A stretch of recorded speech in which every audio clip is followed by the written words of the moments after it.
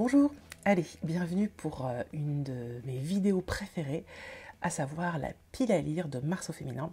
Alors, j'ai déjà tourné la vidéo qui va suivre, mais je voulais faire un petit point avant parce que j'ai oublié de préciser qu'au moment où j'ai tourné cette vidéo, je n'avais pas encore les consignes données par Florence de la chaîne Fluent Books qui organise le défi Mars au féminin.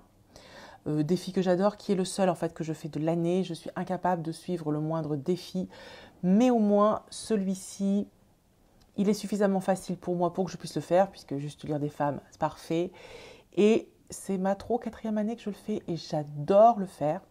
Donc voilà, donc la vidéo qui va suivre va vous présenter les livres que je vais lire pour Mars au féminin, en sachant que je ne vais pas a priori suivre les consignes, puisqu'au moment où j'ai tourné, voilà. Bon, faut être honnête, j'étais hyper impatiente de tourner cette vidéo. J'ai fait ma liste genre depuis des mois, donc voilà. Allez, je vous laisse avec la vidéo.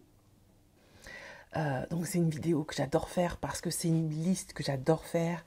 À savoir que l'année dernière, cette liste, je ne m'étais pas arrêtée à mars, elle m'avait accompagnée aussi en avril et même un peu plus tard. Donc je ne me suis pas gênée, cette année j'ai mis 25 livres. Excusez-moi. Oui, alors j'ai mis 25... Alors, que des titres, 25 titres écrits par des femmes, 10 titres dont l'ambiance, le contexte, le propos me paraissaient éminemment politiques, féministes, en tout cas engagés, 10 livres de littérature contemporaine juste écrits par des femmes, et 5 classiques écrits par des femmes. Voilà, donc j'espère que ça vous donnera des idées de lecture, et puis si dans le lot, il y en a que vous avez lu, et je sais qu'il y a dans le lot, il y en a que vous avez lu. N'hésitez pas à venir m'en parler. Voilà. Comme d'habitude, j'ai fait mon petit papier. Vous savez que moi, j'ai besoin de mon papier, je prépare tout. Et je vais pouvoir vous lire ma liste. C'est parti. Le premier livre dont j'aimerais lire, en tout cas c'est une autrice que j'aimerais découvrir, c'est Octavia Butler. Et je me suis notée novice. J'avoue que j'ai un peu cherché parce que je ne savais pas quel livre choisir d'Octavia Butler. C'est une autrice dont j'entends parler comme ça sur certaines chaînes. Je sais que Olala Chic l'aime beaucoup. On avait parlé, je crois que c'est elle. Bon, si c'est pas elle, tant pis, c'est dit.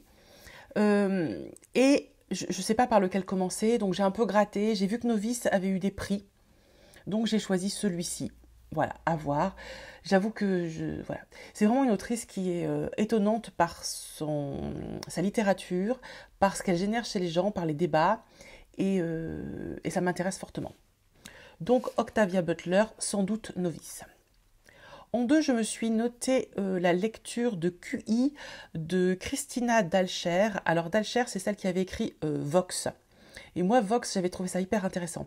C'est pas un livre parfait, mais dans le propos, la fin m'avait pas intéressée.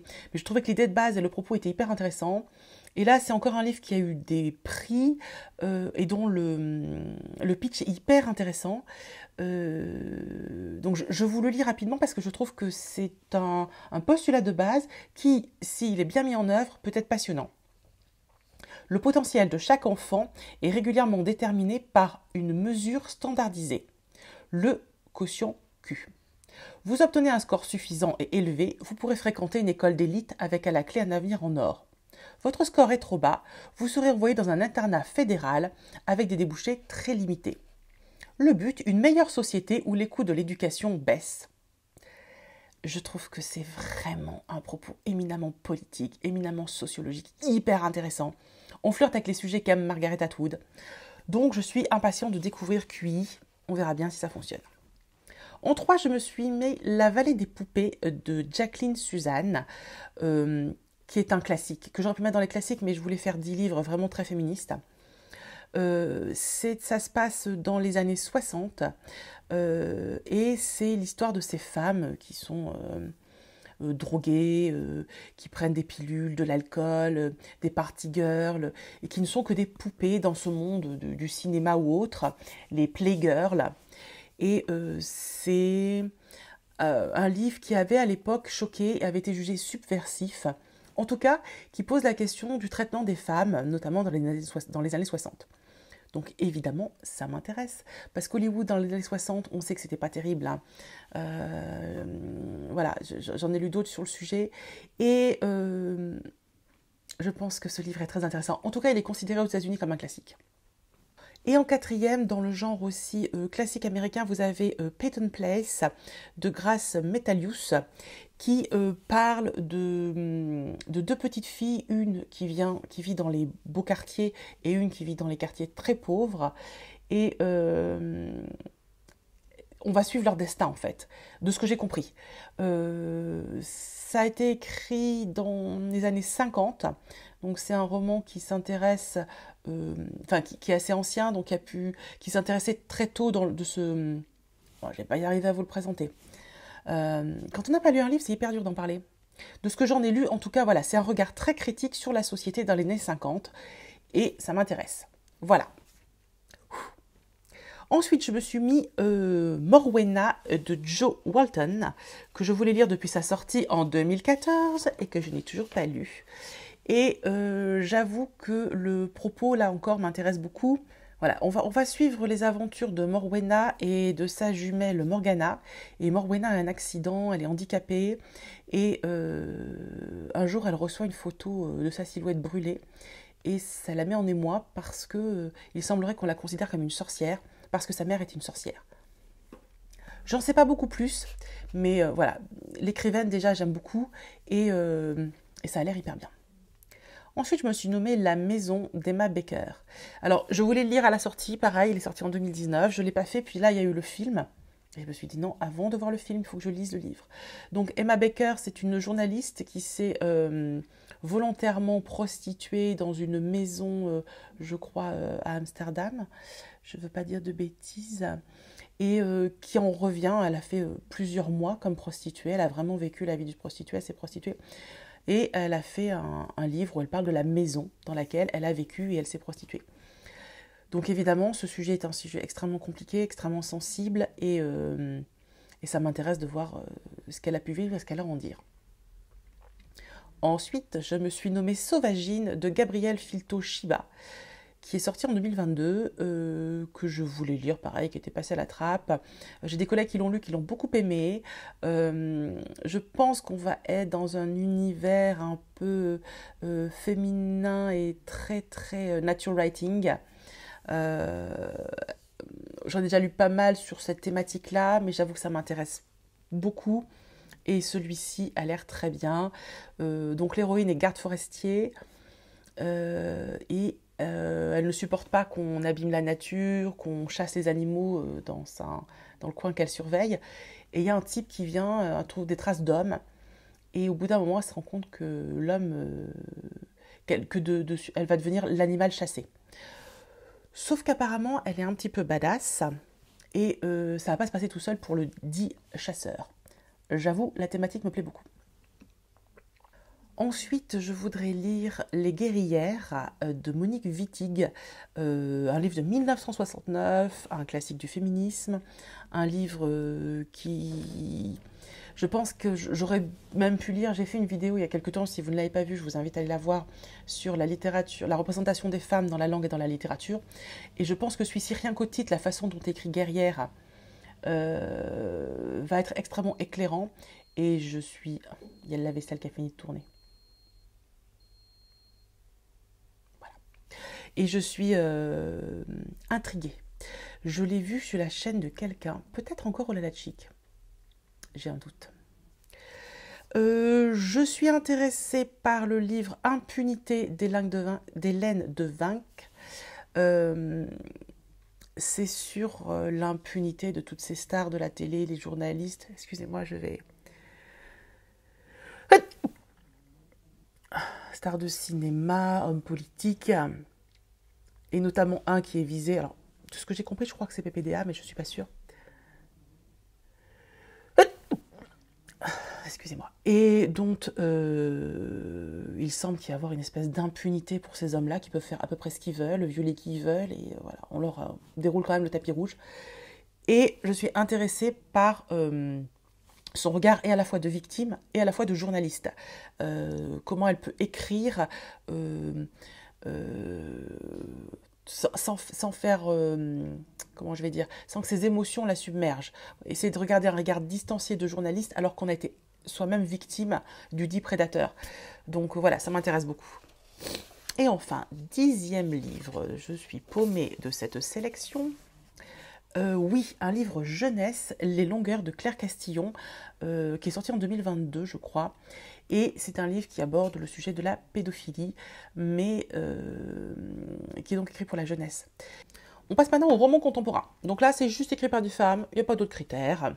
Alors, Christelle Duchamp, je ne connais pas du tout son écriture, c'est une autrice que je n'ai jamais lue. Donc j'ai choisi L'Art du meurtre, qui est, je crois, son premier, en tout cas son premier de vraiment qui m'a interpellée. Donc voilà, un petit polar. Je me suis noté aussi Un sommeil profond de Tiffany K. Thiessen, qui est un polar de chez Sonatine, que j'ai dans ma pile et que je n'ai pas lu et qui m'intéresse fortement. Donc je pense que je vais m'y intéresser. Ensuite, le livre que m'a offert Rochelle qui s'appelle Les dieux du tango de Carolina de Robertis. Donc il faut absolument que je le lise, que je prenne le temps. Je me suis noté un livre de Stéphanie Calfon que je n'ai jamais lu. Ça s'appelle Les parapluies d'Éric Satie. Donc, voilà, c'est une sorte de, pas de biographie, mais de découverte d'Éric Satie à travers une histoire un peu connexe. Donc, voilà, ça a l'air très sympa. Je me suis mis de relire Gaëlle Josse, que ça fait un petit moment que je ne l'ai pas lu. C'est une autrice que j'aime beaucoup, qui écrit très bien. Donc, je me suis noté Nos vies désaccordées. Il fait que 128 pages, c'est pour ça que je l'ai mis. Grosse tricheuse. Voilà.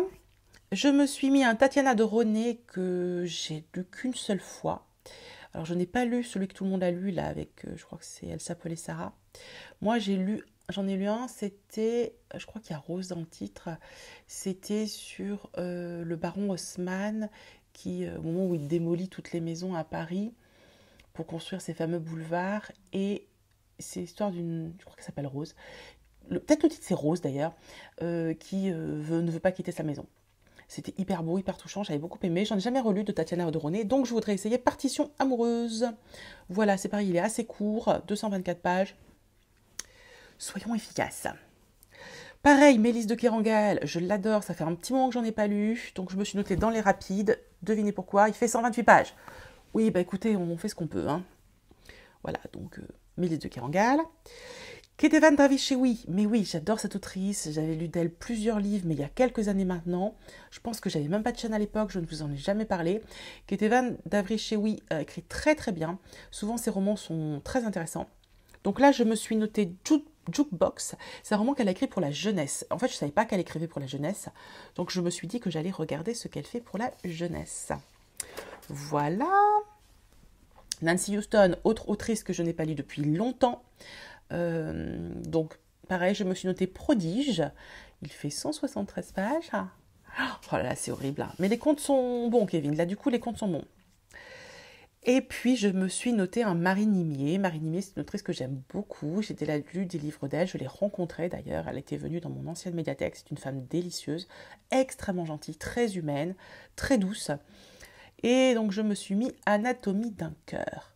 Voilà. Et enfin, je me suis gardé 5 classiques quand même. Alors, vous allez voir, dans classique, c'est pas forcément vieux, mais c'est surtout que tout le monde a lu sauf moi. En gros, c'est un peu ça. Et on commence tout de suite par un roman qui n'est pas si vieux. Il s'agit du Maître des illusions de Donna Tartt, qui date de 1993, donc carrément pas vieux. Mais va bien falloir que je le lise, ce livre. Donc, Le Maître des illusions de Donna Tartt.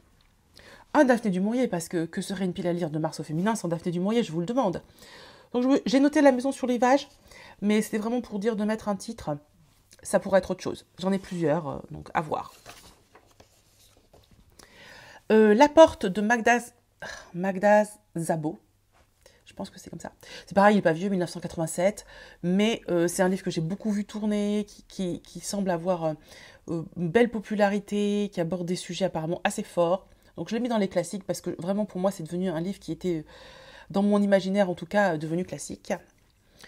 Je me suis mis Herland de Charlotte Perkins Gilman. Alors pour le coup il date de 1915 donc c'est vraiment un classique.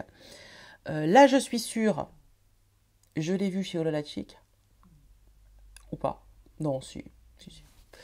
Et c'est l'histoire d'un pays, Hollande, où il n'y a que des femmes. Et vous avez 3 hommes qui... Oui, c'est elle, je la revois qui en parle. C'est elle qui m'a fait envie. 3 hommes qui débarquent et ça va être leur regard de mâle habitué à une certaine société face à sa société féminine.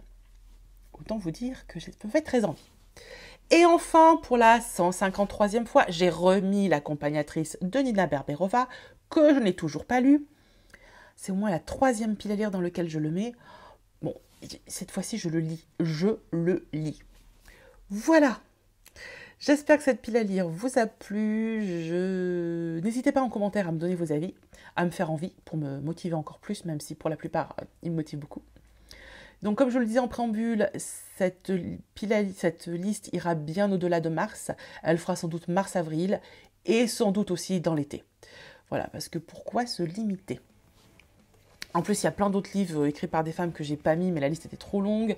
Par exemple, Les Angéliques de Anne Gollon, que je n'ai toujours pas lu. Pareil, je l'avais mis dans ma pile à lire de l'été dernier. Et à mon avis, ça va finir pour l'été prochain ou avant si j'ai le temps. Voilà. Allez, je vous embrasse et on se retrouve très vite pour une autre vidéo. Ciao!